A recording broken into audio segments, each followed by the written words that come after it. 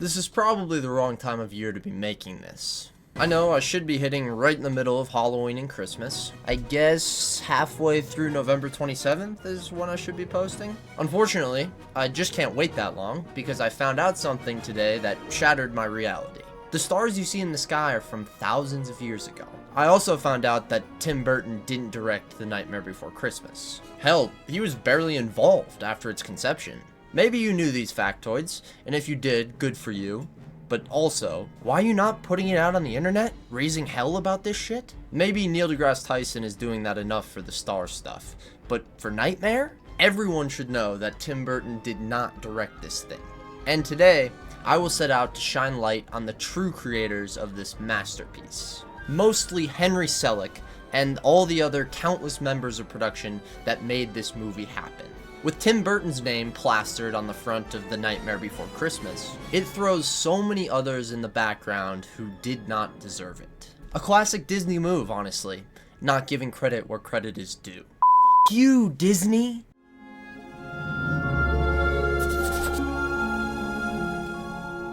So yeah, despite popular belief, Tim Burton did not direct this film. But what was his involvement like?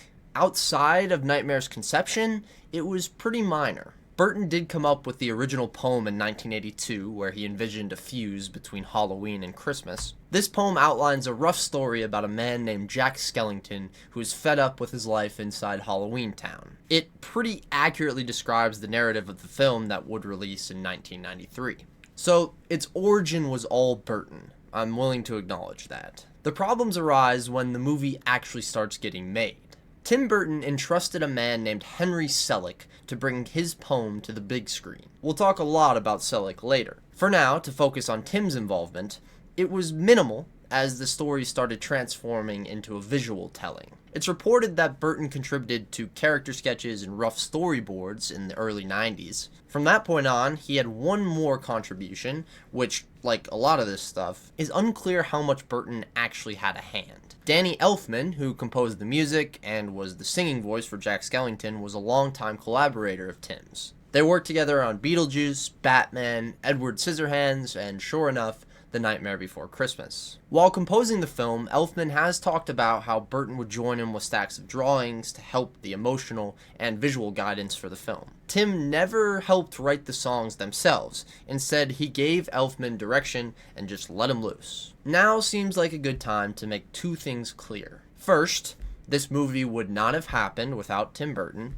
as I'm sure you can see. He was a foundational piece to the story, character, and musical development. Second, I don't think Burton was trying to force himself into the spotlight for this film. We'll discuss what happened with the marketing a little later, but it's clear seeing some quotes from production and how hands-off Burton was with his concept. It looks a lot more like a man trusting his peers with a vision that he didn't have the means to execute, rather than a man trying to micromanage and stamp his name over everything. At the time, Burton was working on a highly anticipated sequel in the Batman universe. He couldn't have given this project the attention it needed, nor would he need to be perceived as the man at the helm. The dude's career had already more than taken off. As production started, the real man at the helm, Tom Selleck, worked tirelessly to bring Burton's visions to reality. Hey, this is Gio in the editing room. I real quickly just wanted to say that I called Henry Selick Tom Selleck a total of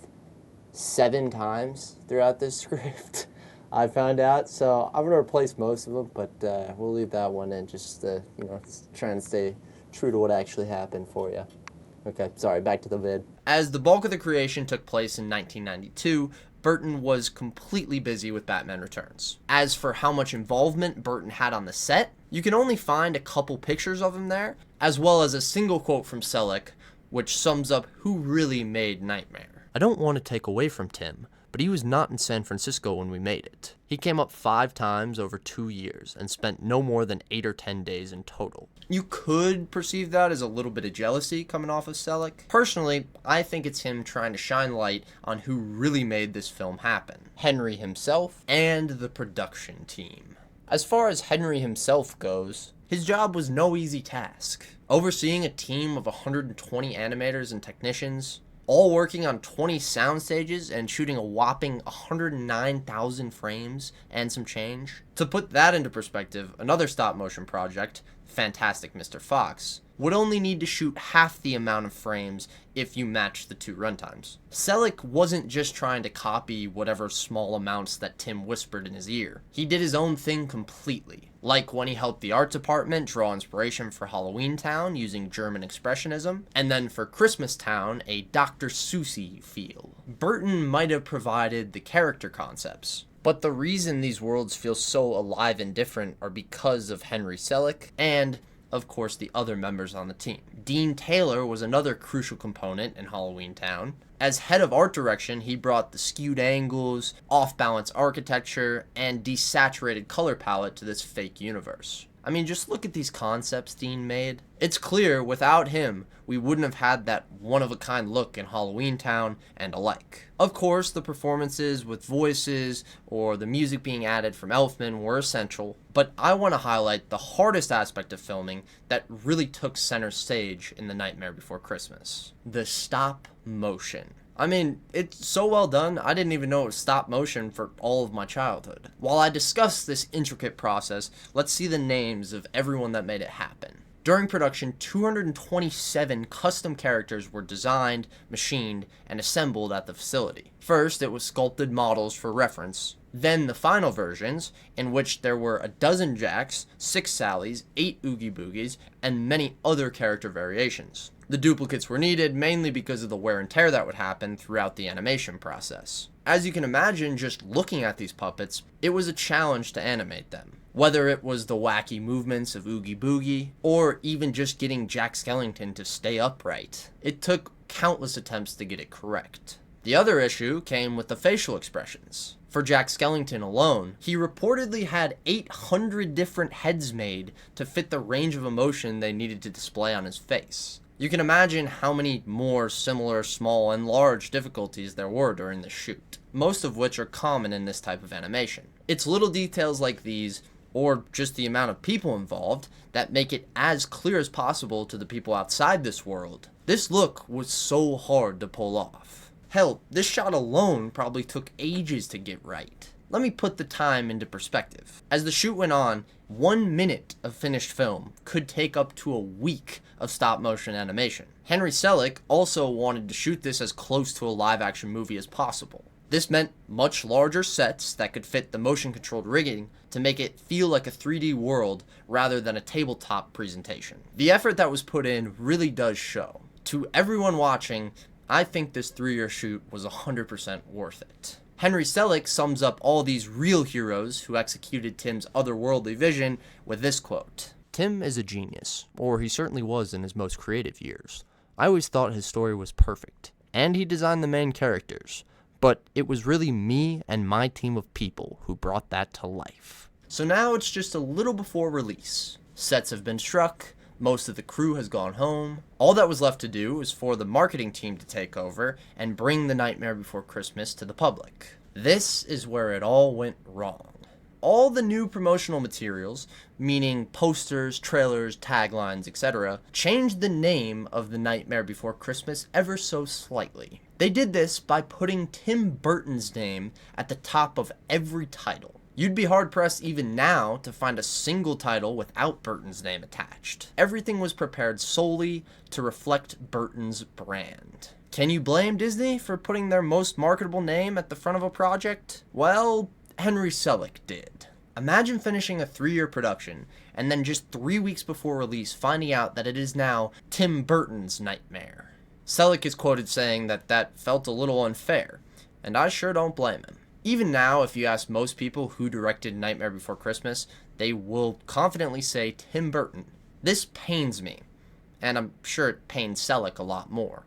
Although this film wouldn't have gotten made without Burton's substructure, by putting his name above the title, it overshadowed the man who really made this happen, and the team that he led.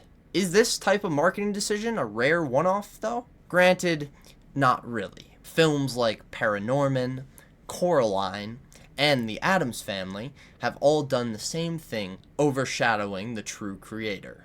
What name do these movies all have attached to them? You probably already know the answer. Tim Burton. If you don't think that this trend is a big deal, then I guess I can't blame you. This is a subjective stance that I'm taking. But for me, this misattribution affected enough perception about this project and others to the point where it makes me sick. There is power in marketing, for better or for worse, and not everyone is going to seek out information on the crew after a film is finished.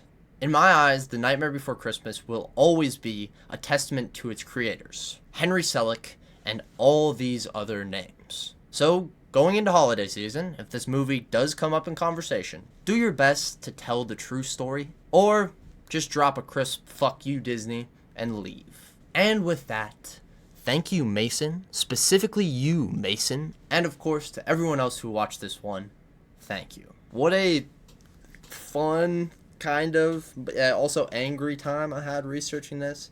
I really don't think enough people know this, and I just kind of wanted to get that out there. It's still obvious that Burton did have a hold over the project. He was overseeing, he was there at the very beginning, but I just don't think there's enough said about Henry Selick. I keep almost calling him Tom Selleck. I might have also done that in the script somewhere, so I apologize if I did. Oh, you sure did, buddy. A total of 8 times now. It was only 7 in the script, but 8 when watching it back. Real quick, I also want to shout out mine and my sister's podcast, Fresh Out the Film. That's where we go into a movie theater, we leave, hop in the car, and turn the mics on immediately. It's a great time, and I think our recent episode was One Battle After Another, but we have Twilight coming up, so really getting in the spooky season mood. So if you want to see me rip on the first Twilight movie, then go ahead and check that out. But yeah, I think we're done here. So, deuces.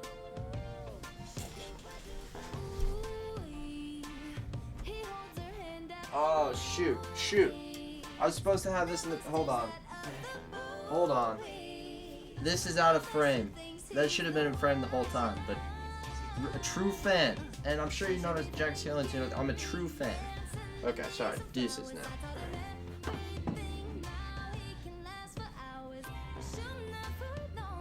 Okay, let's straighten up.